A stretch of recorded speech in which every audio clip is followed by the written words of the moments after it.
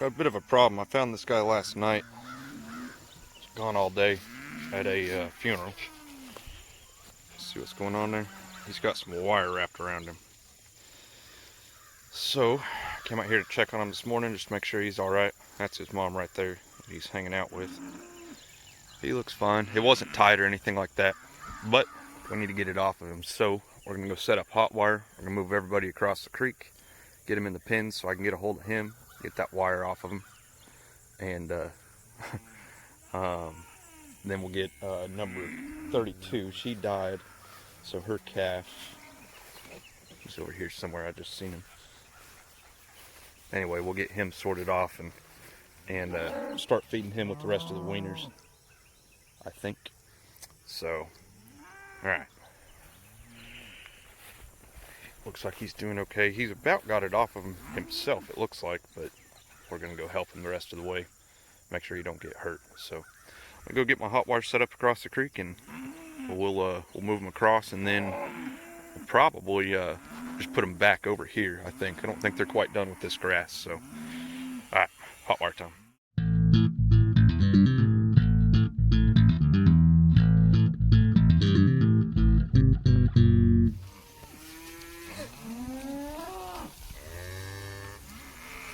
Ranching.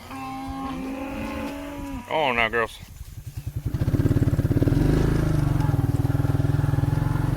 Another successful move across the creek. Hopefully they all just run right up into the pens. I've got them all opened up for them. Then I'll close that behind them and we'll sort off my 2 calves that I need.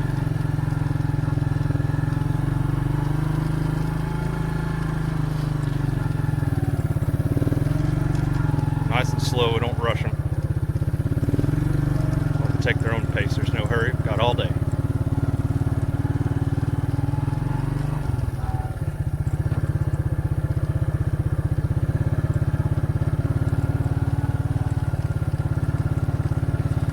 Back here is moving kind of slow. I might get her in the head gate and take her temperature while I've got them in here.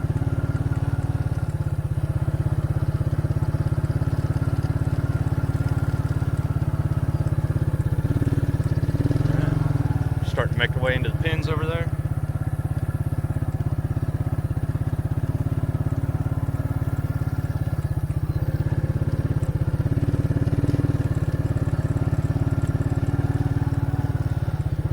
One thing I'm worried about is that once they get up here, if they don't want to keep going in the pens and it gets crowded, they may balk and go right through that hot wire. Wouldn't be the end of the world. They'll still be in my pasture. But I got to get those 2 calves that I need. I got to get them in the pens so I can sort them off. See, like number 2 is starting to come back this way.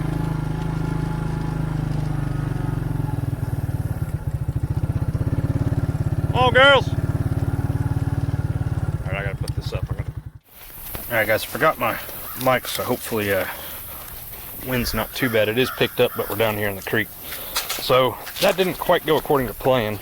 They balked at going in the pens. They don't like being in there, because it usually means they're getting put in a head gate or something. So they turned around and started to come back, which means that they were all just kind of stuck in the alley that I had made. So I was able to kind of close that off real quick and just trap them in there. And then I went to let them into my catch pen once I finally got them with some feed to lure them over. And I forgot to close the wire gate on the other side of that catch pen, so they ran right out of there, and the gate into the next pasture that they were going to, but I was going to do that next week, was also open, so they were right in there. I'm like, well, it is what it is. I guess we're done over here across the creek for now, so maybe I can get them out here one more time here in a month or so, but probably not. They're probably just done over here for this year, and they'll be back in the spring. So anyway, yeah, cows are moved. A few of the calves and one of the cows went over the hot wire. I did kind of chase them back in. Dog was causing me some problems, kind of herding them around, but into the wrong spot. She doesn't know where I was going with them, so she actually did a pretty good job of kind of herding the calves. She just, took them to the wrong place, which was annoying because I'd almost had them, and then she ran them off the wrong way, so that was frustrating. Anyway, Right here now, we're going to pick up these, my hot wire, and get it back on the other side of the creek. I think I'm going to go ahead and leave that lane up, just in case I do decide to push them back across here. That'll just already be set up, and it can sit there. It's not in the way at all, not bothering anything. So I will get it out of the creek, though, in case we get some rain. All my fence posts will be gone. So, yeah. I went and stopped and ate lunch. I hadn't eaten all day, so got my belly full. Back to work. Here we go. Alrighty, that's done. So that reel and those posts I'm just going to leave right there. And then I've got, if you can see on both sides, some rebar fence posts with the little yellow insulators on them. And those I just leave in the ground out here for most of this. I realized at some point that this is something that I'm going to do pretty frequently, so just to save myself a little bit of work, left myself a little bit of infrastructure set up there. So someday maybe I'll run an actual fence to where, you know, I can just open this gate up and then just push them right across and only have a little bit of hot wire down there. Maybe not. That's probably more work than it's worth, because I'm still going to have to do something right there across the creek. And anything that I leave down there as far as permanent fencing goes is going to get messed up. Every time it rains, it's going to get packed full of leaves if it even stays there. So probably not, but maybe. And then this one, I rolled back just one more. That way I can still get through this gate without having to move it again if I need to. So I may try to get the backhoe down there at some point the next week or two and get that my crossing down there kind of fixed. It's pretty bad right now. So, all right, I got to go take some measurements, grab the welded trailer, and we're going to go cut up some pipe and make some skids for a mineral trough. So I'll bring you guys along for that. And we're here to get the drill pipe to make them skids, like I just said. Got a problem though. Now, my oxygen bottle was empty. I specifically ran to town today, to Atwood's in Shakota, to replace it. Bottle's open all the way. I'll just turn you around. Zero pressure. Yes, my torch set is old. This was my great-grandpa's torch set, for the record. So that's the bottles all the way open, back seat and everything, no oxygen. So it's probably got just a little bit in it.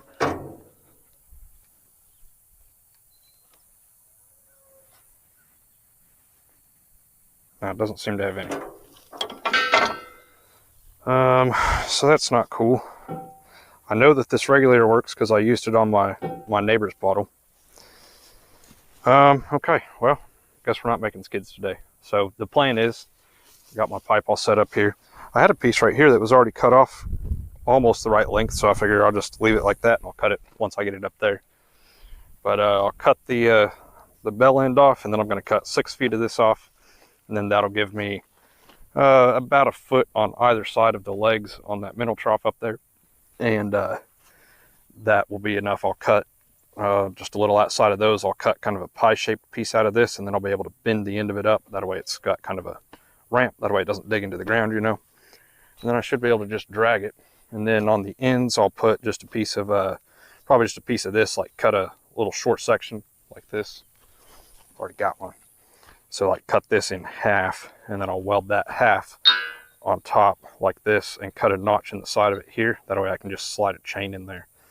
And then that's how I'll grab a hold of it with the chain. And then I'll be able to just throw the chain over the ball on the four-wheeler, and then I'll be able to just drag that mineral trough around as I move pastures. Man, that's frustrating. So I'm gonna have to call them, let them know they sent me home with an empty bottle. I guess they just keep all the bottles in the same, you know, the empty ones that get returned and the brand new ones, they keep them all in the same little locker.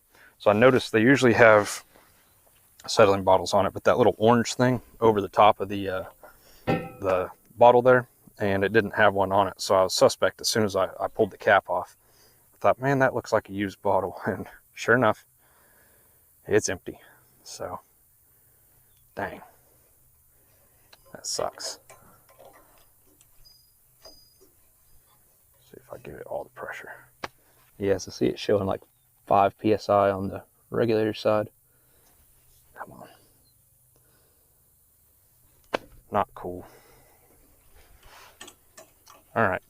Well, guess we'll give them a call and let them know. And probably won't go back there today. It's already starting to get late. So I don't know. I don't know what I'm gonna do. This is my plan for the rest of the evening. So, all right, moving on. All right, so I got a new oxygen bottle.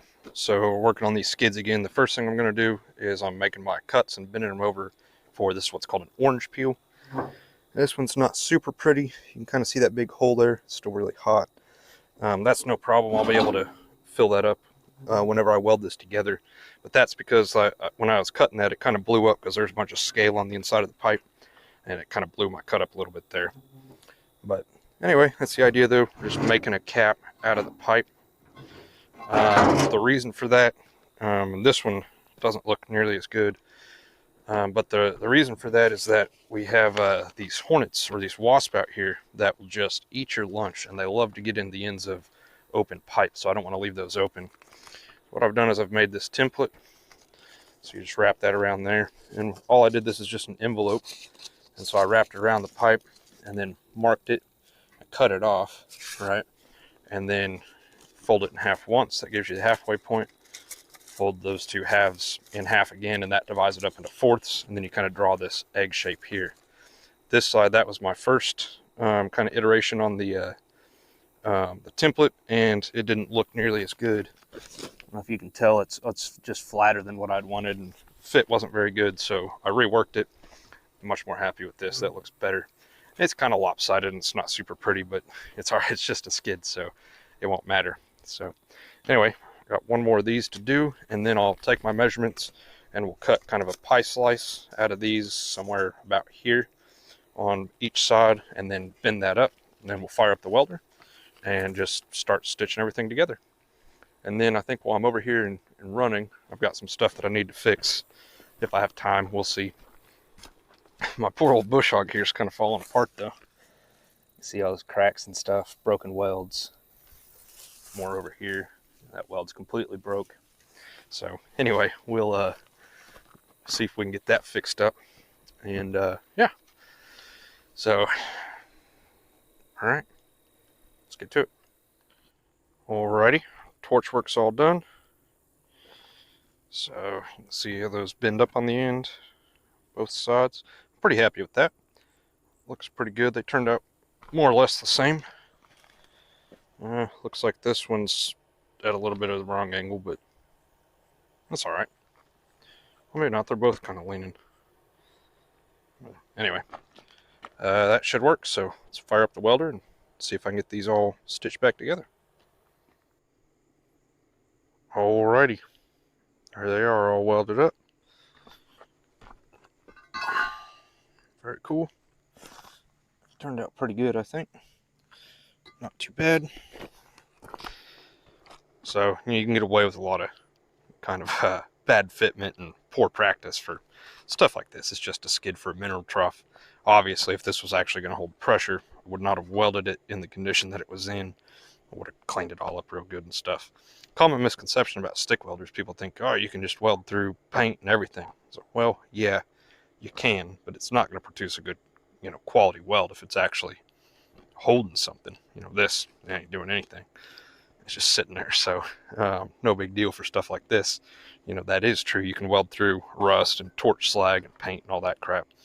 If this was actually pipe, though, that needed to hold pressure or anything like that, that would not work. You'd have to meticulously clean everything, even with a stick welder, inside and out, and be very careful, clean in between passes and all that, just like you do with any other kind of welding process. But for this, though, farm use, no big deal. You just slap it together, and yeah, like I said, it's not going to hold anything. So, all right, pretty much losing the light here. Beautiful sunset this evening. Not a lot of clouds to really make it, decorative, but pretty great day. Alrighty, so some point this week I should have a welding job coming up for a guy I work with. We'll get that done, and then also at some point this week I want to get this welded up, all this stuff while it's up here, might as well. And then of course hopefully my part comes in and I can get the tractor back up and running. So anyway, those are kind of my 3 big things coming up this week, so I'll see you guys then. Alright, it's kind of hard to see what's going on, but right over here, this red cow is letting number 32 calf nurse off of her.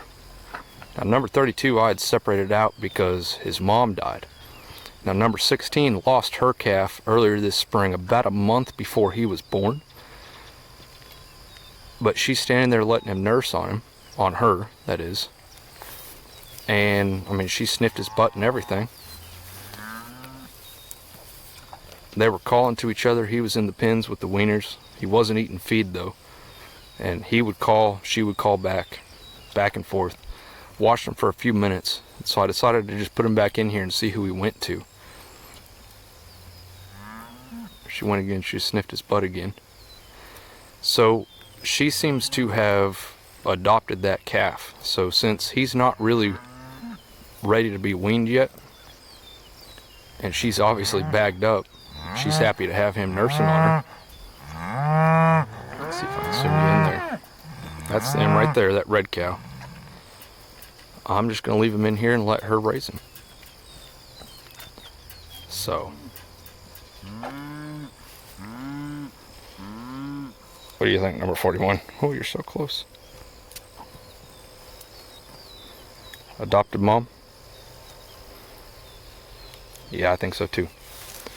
We're just going to let that happen. She seems to still be producing milk, and she's taking care of him. She's letting him nurse. So we're going to let it go. So back down to 10 wiener calves, and I'm okay with that.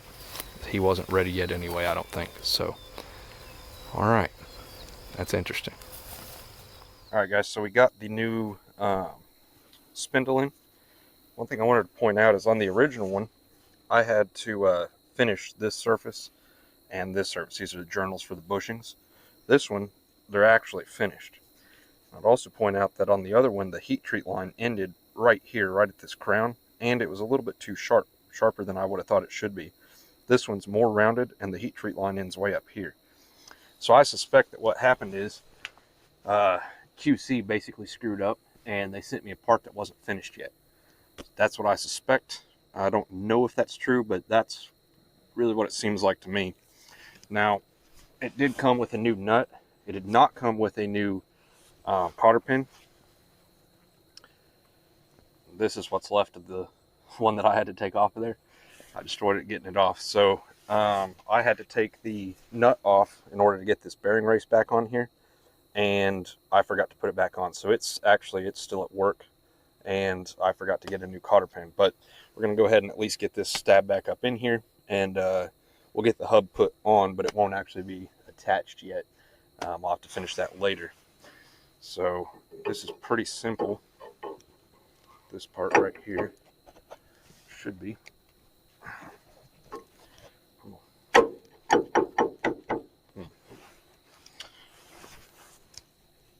Another thing to point out is that they painted this one.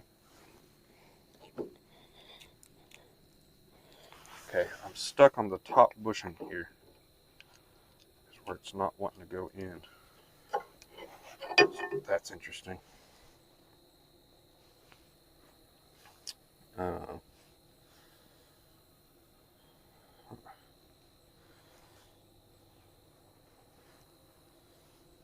Doesn't look like it's damaged. It might be actually. That should keep it from going in. This should just slip right up inside of there, I think. I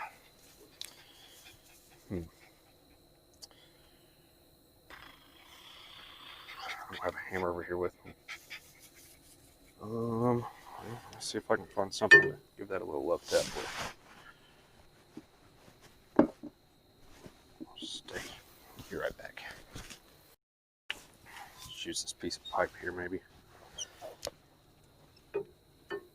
A little bit short on time this evening. I had to work late today.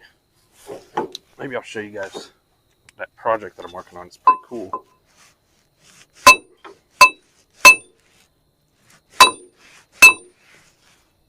That's not right.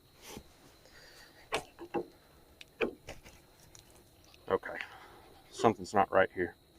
I don't know what it is yet. I'm not sure why that's not fitting. Shouldn't be that hard.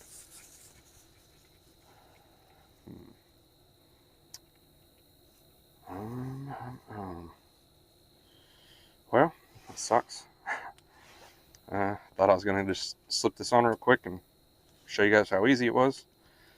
Something still doesn't seem right though. It seems like this diameter is too big. You shouldn't have to hammer it into the bushing.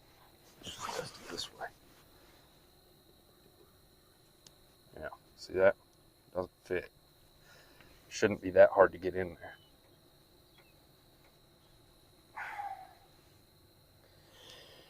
there. Okay. Well, that's just not gonna go today, so never mind.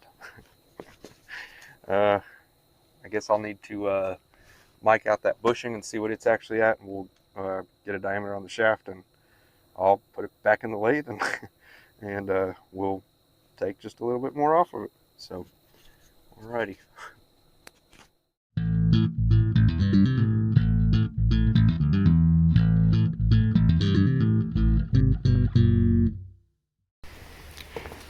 Remember when I told you guys that Dog's real name was Dog the Mighty Hunter, Killer of all and Taker of souls? I wasn't joking. Look at that, thing's as big as she is almost. She found that possum and killed it. She's all covered in blood. None of that's hers. I got her and checked her out a few minutes ago. But kind of cool. She's all about it. Loves killing anything that moves. Hey, good dog. Good dog.